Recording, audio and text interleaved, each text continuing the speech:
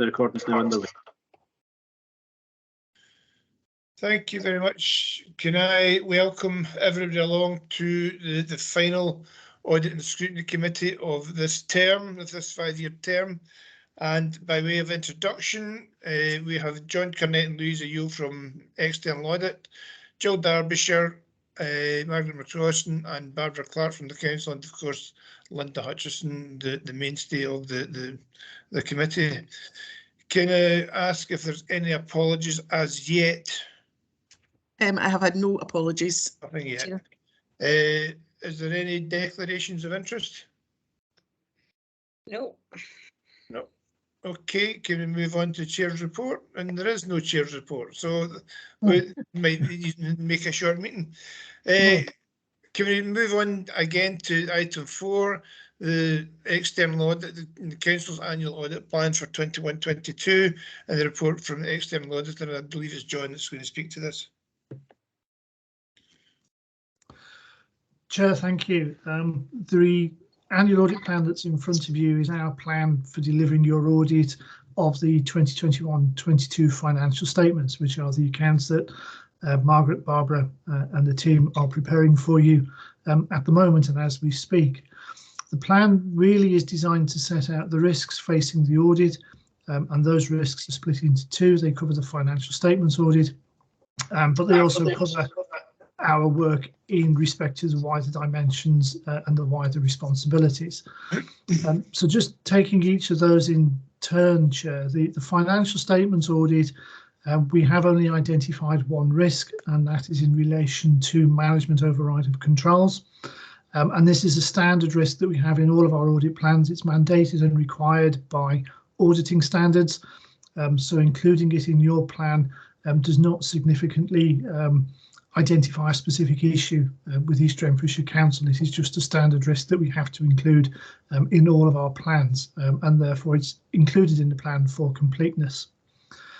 In terms of other work around the financial statements, we've also highlighted for you what we refer to as areas of other areas of audit focus, or areas of audit focus. And we've identified two areas within that. We've identified the valuation of land and buildings and the pensions fund liability that you disclose in your accounts, and the associated assets that go with that.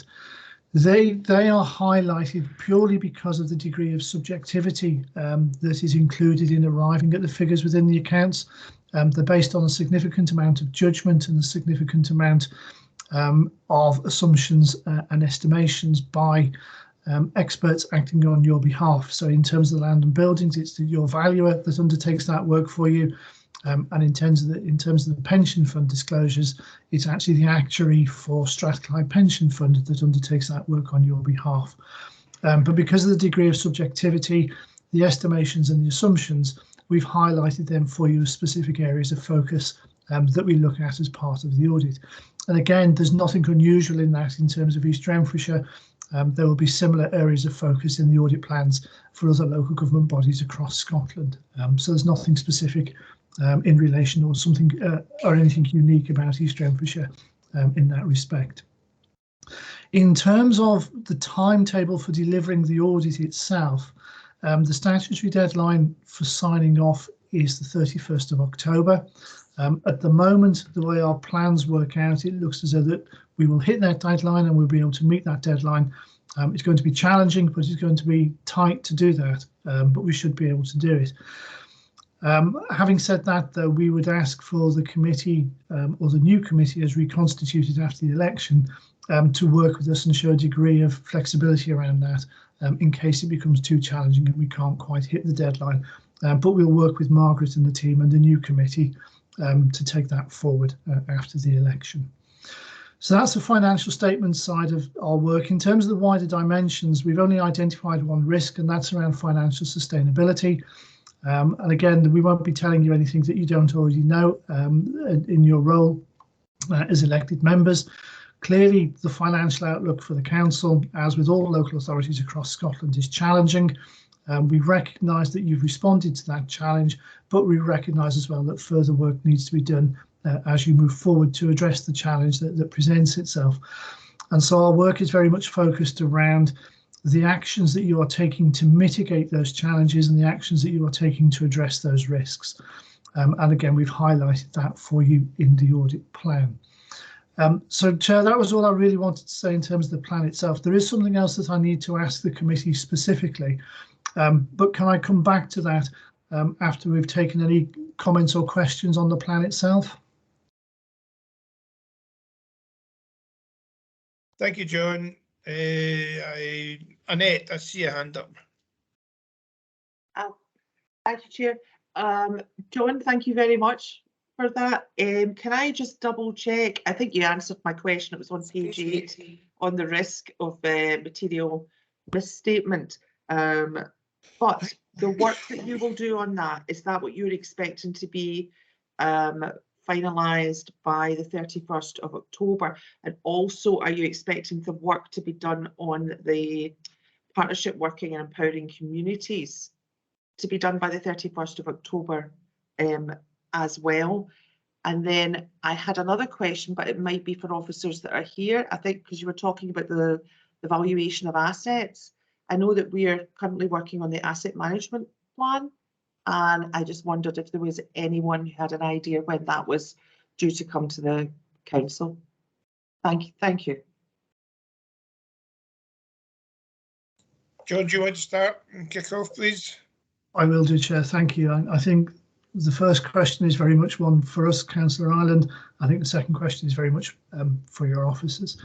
In terms of the first question, yes, we aim to complete all of our work by the 31st of October, both in terms of the specific risk around management override of controls, but also those wider areas that we referred to in the plan itself. So we intend to issue an opinion on your accounts by the end of October, and also to have reported to you with our annual audit report by the end of October. We're very keen to try and get a clean break. This is our last work or our last year of working with you. You'll be aware that the new audit appointments process has taken place and has been run by Audit Scotland. And Audit Scotland looks as though we're not going to be your auditors going forward. And even if it was Audit Scotland, it would be a completely different team. So our intention is to achieve a clean break at the end of October, step away from the audit, have our handover meetings with the new auditors, and then they will work with you going forward from that point. So 31st of October is the deadline that we're aiming for everything that we do. Thank you very much, John. Margaret, can you, any idea about Annette's second question? Yes, we have a number of asset management plans. I think Councillor Ireland will be talking about the overarching corporate asset management plan, but we've got them for all sorts of areas below that: housing, roads, IT, properties, open spaces, the lot, and they are each individually updated on a regular basis and reported through the corporate asset management group of officers before they come to members. So corporate asset management group are waiting. We know that they're progressing the latest refresh of the corporate asset management plan at the moment. I think all the activity that the property side has had to get into of late, adapting buildings and you know, putting in the ventilation for schools and assessing health and safety, and addressing tenders that are coming in a bit high at the moment. All these things have slowed down some of their progress, but it'll be coming back quite soon to corporate asset management group, and then after that we'll get it up to committee. It's one of the things I'm chasing at the moment, because in the financial regulations I like to update my link to all the asset management plans every year, and that's one of the ones that's actually, I think you've been spying on my emails, that's one of the ones I'm chasing at the moment. Thank you so much, Margaret. Thank you. Any further questions? Good. Go back to John or Lisa. Who would want to speak to the next part of it? Thanks, Councillor. Under auditing standards, we are required to make inquiries of you in your role as an audit committee to understand whether or not there are any frauds that you are aware of as a committee that have taken place either within the council or to the council that you need to share with us as part of our audit of your 21-22 accounts. I'm very conscious we've never asked you the question directly before. We've always relied upon our attendance at the committee meetings to be able to answer the question. It's quite clear from a number of quality reviews that we've had within the organisation across the piece that we should have been asking the question directly of you so that you can give us a direct answer as a committee. And so fundamentally the question is, are there any frauds that you are aware of as a committee to share with us as your external auditors? Well, I'll kick that one off. I think Linda has asked that question of us previously. Therefore, I've given it some thought, quite extensive thought actually, and I cannot remember of any suspected fraud either within the council or to the council over the last number of years. I just cannot recall anything that could be construed as fraud. I don't know, does anybody else have any other suggestions or comments? No. I think that's your answer, John. I certainly don't know of anything.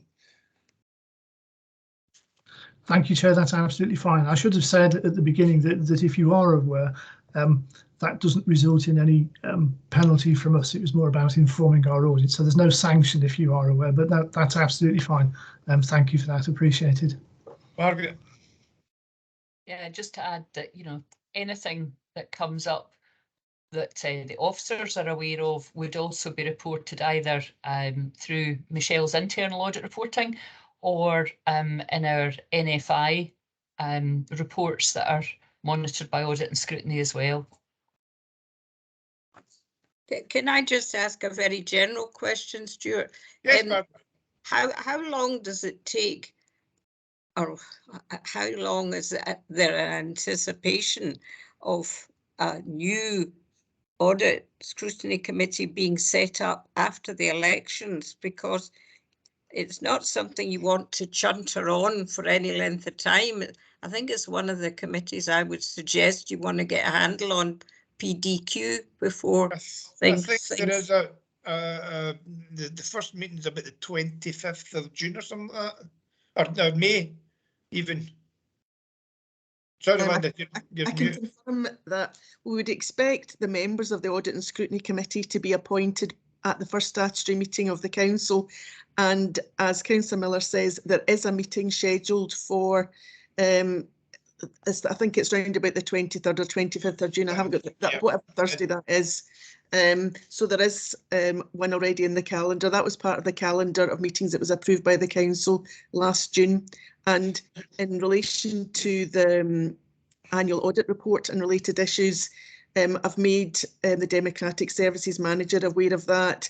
He may want to factor that into his report to the full Council on the calendar of meetings for 2023 onwards, or if need be, we can be flexible about when that date will be, depending on what position the audit is at any particular time. Thanks, Linda. Margaret.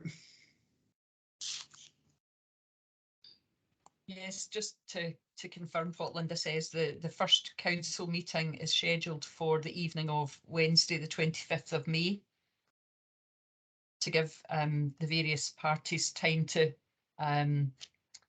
establish their groupings and determine their nominations for various posts and committees.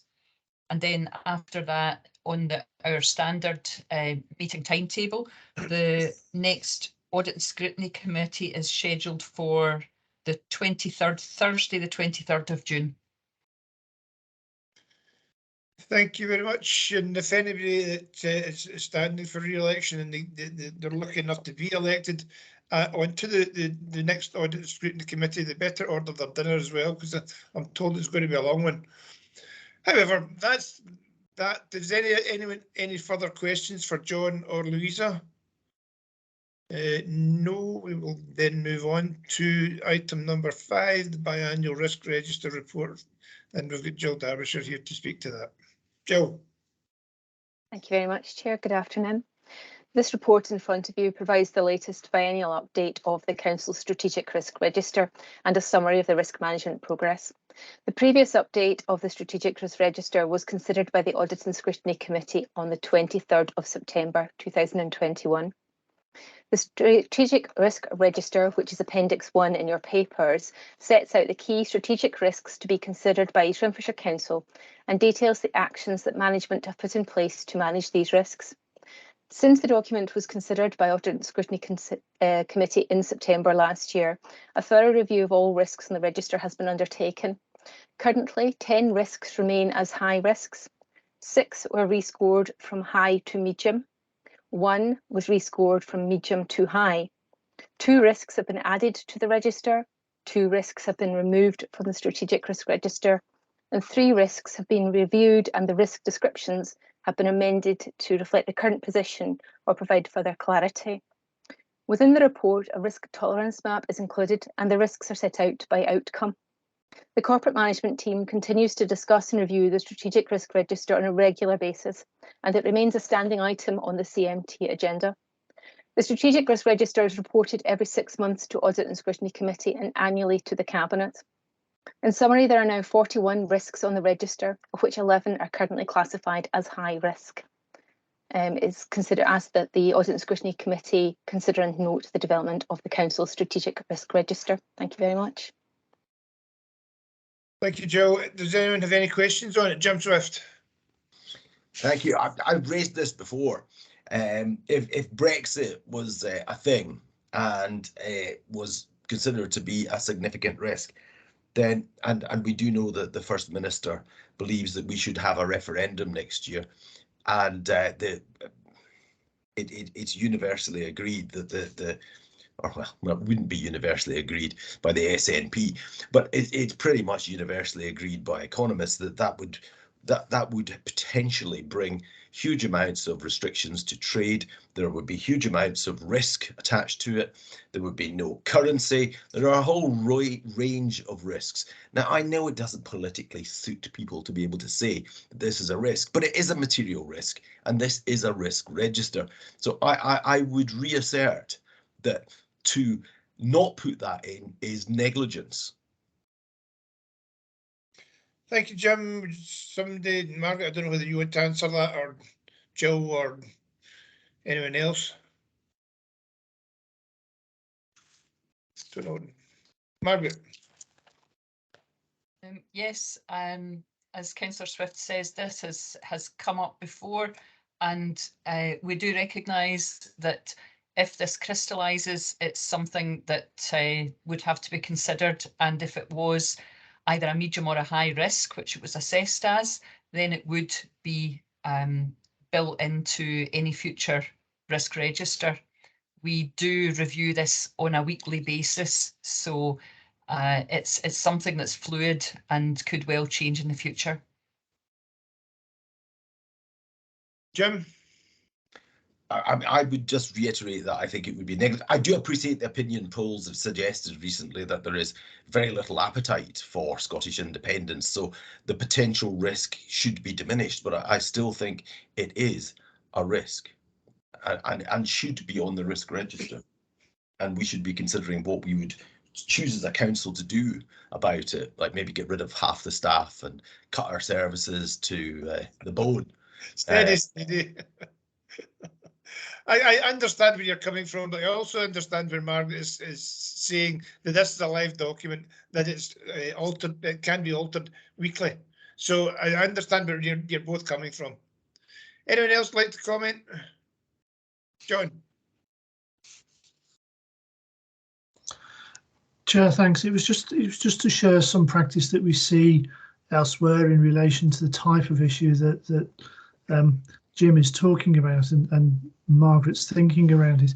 And quite often what we see in other organisations is the risk register as you've got, but then almost in the narrative somewhere a little bit of horizon scanning to identify those things that are not necessarily a risk now, but that you're watching because they might become a risk in the near future, and whether the independence issue that Jim is referring to is one of those things that you might consider as part of that horizon scanning that could materialise at some point in the future, and just to give the committee assurance that you're monitoring and assessing the situation. Thank you, John. Anyone else like to comment on it? Don't know, Rush. Thank you very much. Then we can now move on to the last item. Item number 6, the implementation of the 2022-2021-22 work plan, outcome of self-evaluation and the work completed since 2017. And we have a final report from the clerk, Linda. Okay, so firstly, further to the meeting of the committee in January, when you saw previous version of the work plan, this report provides another update on the implementation and in fact the completion of the 2021-22 committee work plan and comments on some related issues. The update is in Appendix 1 and it also includes reference to the issues discussed at this meeting, although they don't technically fall in within the 2021-22 year, because this is the final meeting of the committee of the administration. And I think, as I said in January, arguably just where we are, that would have been a sensible thing to include from the start.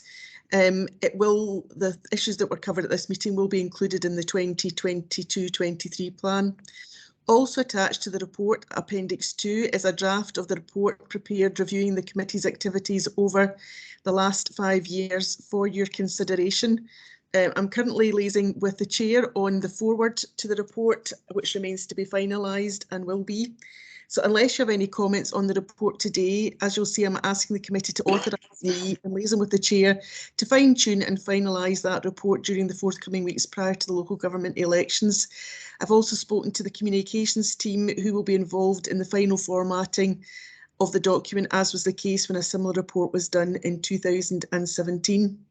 I apologise for the typographical error in one of the recommendations, which refers to 2012 to 2017 rather than 2017 to 2022.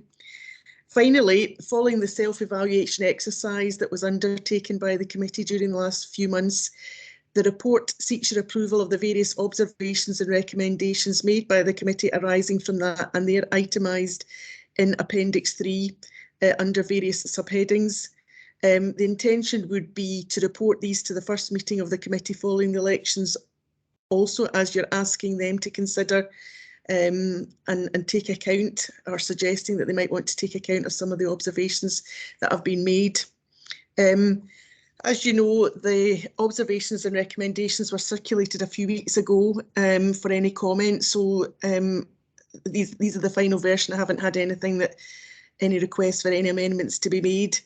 There are the detailed templates that fall behind that work, and further copies of those are available for me. I just simply didn't include them because of the size of the documents, but they are readily available for anybody who wants them. You've already seen them. So it's really if there's any questions or comments or anything you want to change in any of the observations or the recommendations or the summary of the last 5 years. Any comments as yet? Annette? Thanks, Chair. Linda, I've got a couple of comments to make, but see, just before I get to that, I wanted to say a huge thank you to you. For this paper, first of all, this report, because I know the amount of work that you must have had to put into this, and I know the work you've done to do this. So a huge thank you for that, and just a huge, enormous thank you for the amount of work that you've done to keep us all right. Sometimes having to chase me several times, so enormous thank you for that. There are a couple of points in the report, I think pages 77, 78, that I really liked. And one of them was that I suppose it's just going forward, and I really, really liked them. And I just wanted to comment on it.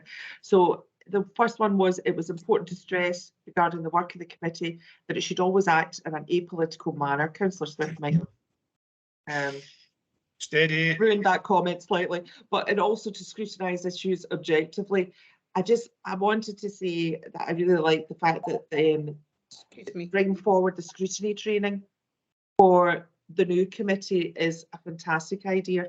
I think that will be incredibly helpful to people, because I think once we did move the politics out of it, I think the committee does a lot of really, really good work.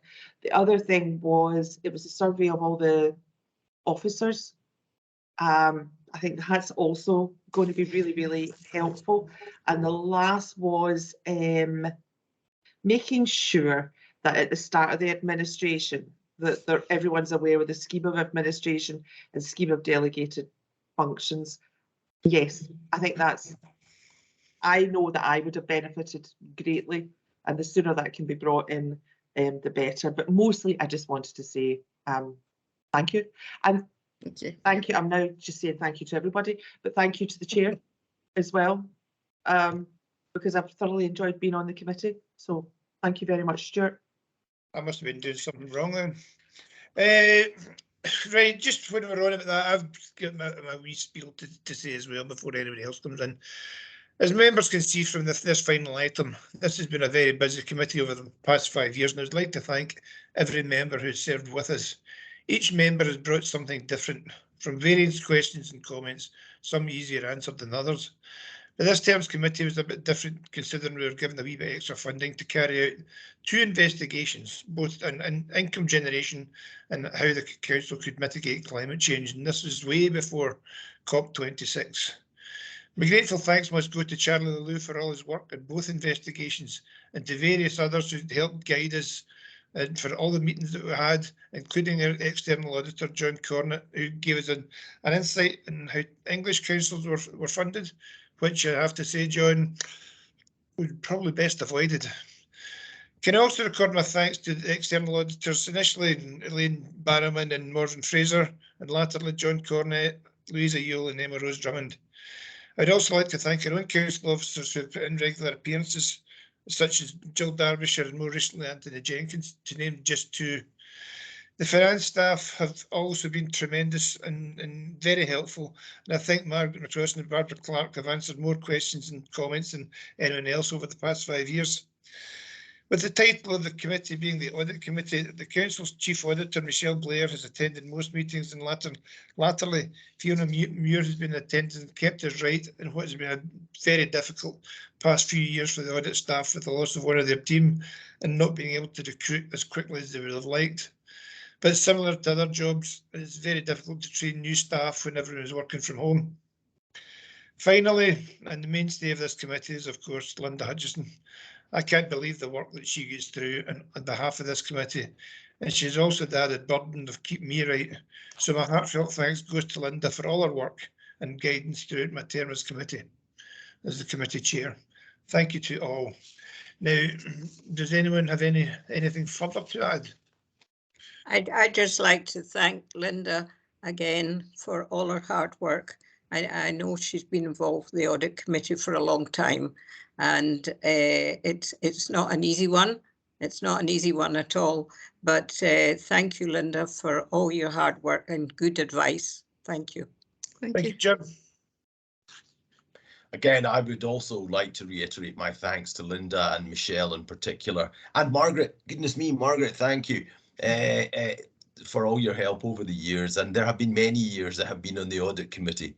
So I'd like to thank you for your support and yeah, for the general good you do our community. Thank you.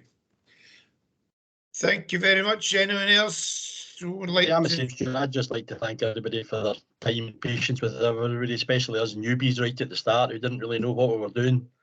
It's taken a wee while to get there, but with kind of Linda's help and stuff like that, we've managed to get there. But no, thanks for everybody for all your hard work. Thank you, everybody. Any further comments, questions to anybody or anything, or before I finally shut the audit and community audit down for the final time? No, I genuinely heartfelt thanks to everybody. As I say, everybody has brought something different. So yeah, I say thanks to everybody that's been a part of it for the last 5 years. Okay, no further questions, no further comments. Thank you very much. Thank you, Chairman. Thank you. All the best. Thanks, everybody. Take care. Cheers. Thanks, Stuart. Well done. Bye-bye. Cheers. Bye-bye. Cheers. Bye.